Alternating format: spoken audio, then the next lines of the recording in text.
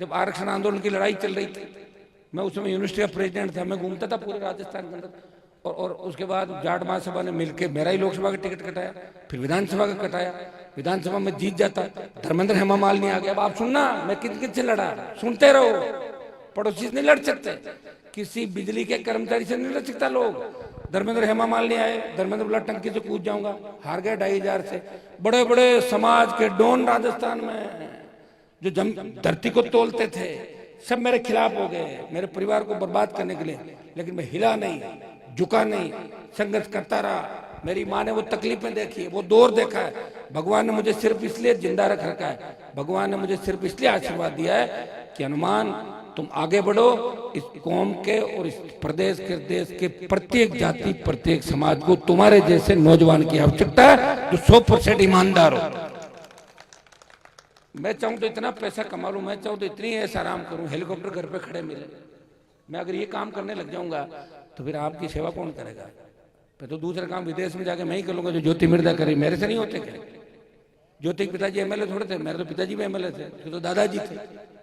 वो तो बहुत बचपन उसका गरीबी के दौर से गुजरा, तुम्हें नहीं पता इन बातों का, मुझे पता भाई, मैं तो उन परिवारों को नजदीक रहा हूँ। लेकिन लोगों को पता नहीं अभी भी गुलामी का क्या शौक है। भागे लोग, हरियोड़ा के जीत्यो डांग दिखे कौन, हरियोड़ा के लार दौड़ रहे लोग, सा फला की दिमका। तो थोड़ी हिम्मत रखो, तब तो हो जाएगी बात, तब तो बजाओ डीजे पे गाने। रुको भाई, तब तो एक मिनट बेटा रुक जाए, एक मिनट रुक जाए। तब तो बजाओ डीजे पे गाने, तब तो करो डांस। और मजबूती नहीं है तो अपने घर में बैठे बैठे गाना धीरे धीरे सुनो और मौज करो, बात करो मत हल्ला। क्योंकि तुम्हारी गिनती जो है ना, वो हरियाणा, दिल्ली और वेस्टर्न यूपी तक ही है। देश बहुत बड़ा है। इस देश के अंदर संगठित होके अगर मजबूत होना चाहते हो तो अभी से एक लाइन पकड़नी होगी। जितने भी दलाल किस्म के लोग हैं, जितने भी फर्जी नेता है, उनसे दूरी बनाओ। और कई लोग, ये मैं कल किसी का पढ़ रहा था, वो कह रहे साहब अपने तो अंतरजातीय विवाह करना चाहिए, तो फिर खत्म ही कर दो ना, कौन मना करा? हाँ, किसी ने अगर गलती से कर लिया वो अलग, उसकी मर्जी है। लेकिन अंतरजातीय विवाह का मैं समर्थन नहीं करता। फिर तो जाति खत्म हो जाएगी। जाति किस लिए लिख रहे हो? फिर अपना नाम लिख दो, जाति खत्म कर दो। क्यों गोविंद जी बताओ, आप कल ले आओ, आप हाईकोर्ट में लगा दो कि भाई जाति खत्म कर दो। ये जाति हम थोड़ा लाए। ये सारी चीजें, क्योंकि बड़े लोग होते हैं ना, वो दूसरी जातियों में शादी कर लेते हैं, तो वो क्या करे? सीधे बेचारे जो गरीब होते हैं वो कह रहे ताली बजो, बढ़िया जीमन करा दिया, और साहब डोसा बनाया, क्या जीमन था, क्या डांस था। वो डांस और जीमन में ही चले जाते हैं। वो पता नहीं हो क्या रहा भैया। आज मैं गलत काम करूंगा तो मुझे देख 1000 लोग करेंगे। हनुमान जी कर रहे हैं तो हम भी करेंगे, मजा आ रहा है। हनुमान जी MP है, हम करेंगे। ये IAS है, हमारे राजा राम जी मील बजाऊ समाज के अध्यक्ष। इनके परिवार से 5-5 बच्चे दूसरे समाजों में चले गए। इससे बड़ी विडंबना क्या हो सकती? कौन कौम का अध्यक्ष मानेगा? बताओ यार, तुम क्या कर रहे हो? बात तो समाज की कर रहे हो, और समाज के तुम्हारे खुद के बच्चे दूसरे समाजों में शादियां करें, शर्म आने की तुम लोग। काई के समाज के अध्यक्ष खुद ही बन गए। किससे बनाए? चुनाव हुआ क्या?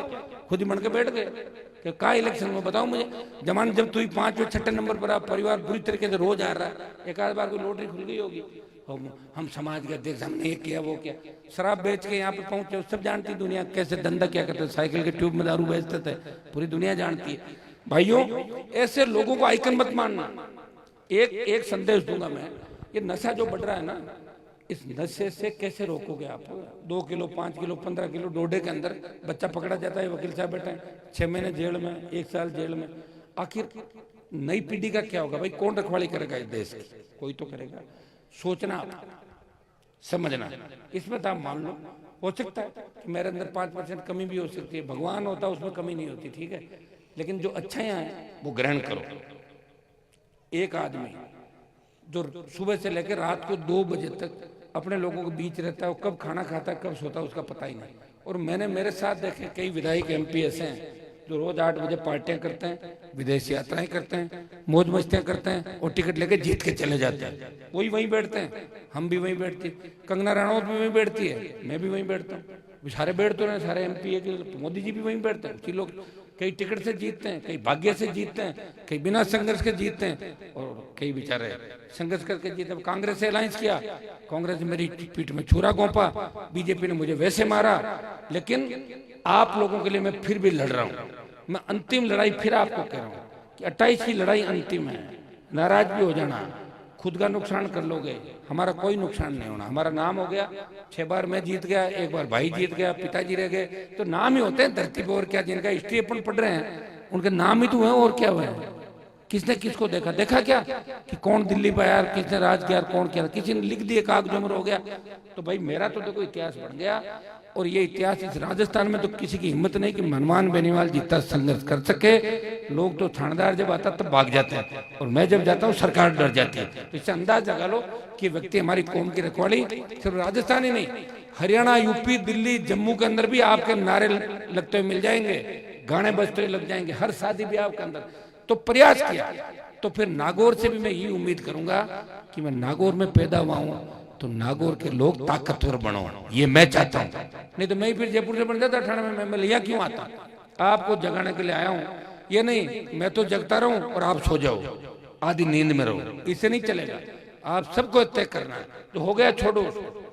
कई बार गलती भी हो जाती है, कई बार नजर भी लग जाती है, आप लोगों की आदत भी है। एक बार हराते हो आप, 15 साल बाद मुझे आपने एक बार हराया मैदान के अंदर, मुझे कमजोर किया, लेकिन मैं कमजोर नहीं हुआ। मैं पूरी मजबूती के साथ आने वाले समय के अंदर आपके बच्चों के लिए, किसान कौम के लिए लड़ाई लड़ूंगा।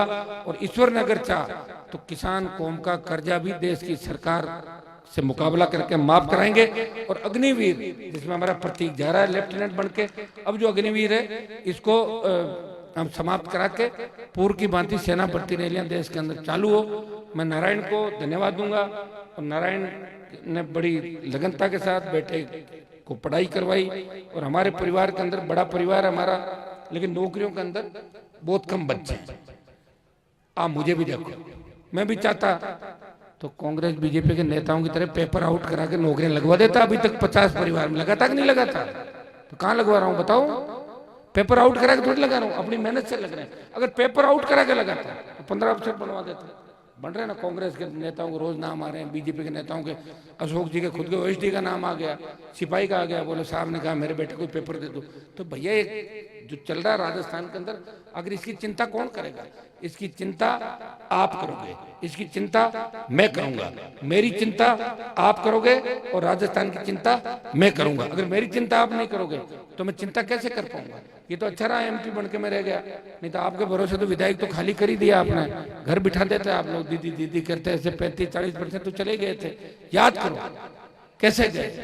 सरपंचों ने कसम खाई खड़े होकर कि हनुमान जी को वोट नहीं देंगे। सब ज्यादा मदद कौन करता है? तुम्हें ईमानदारी का पाठ किसने पढ़ाया? तुम्हें लड़ना किसने सिखाया? हेड कांस्टेबल आता था, भाग जाते थे, पुलिस की गाड़ी गांव में आती थी, पूरा गांव खाली हो जाता था। खरनाल गांव के अंदर सुख जी बैठे, मुझे याद है 2005-6 का किस्सा, पूरा गांव भाग गया था।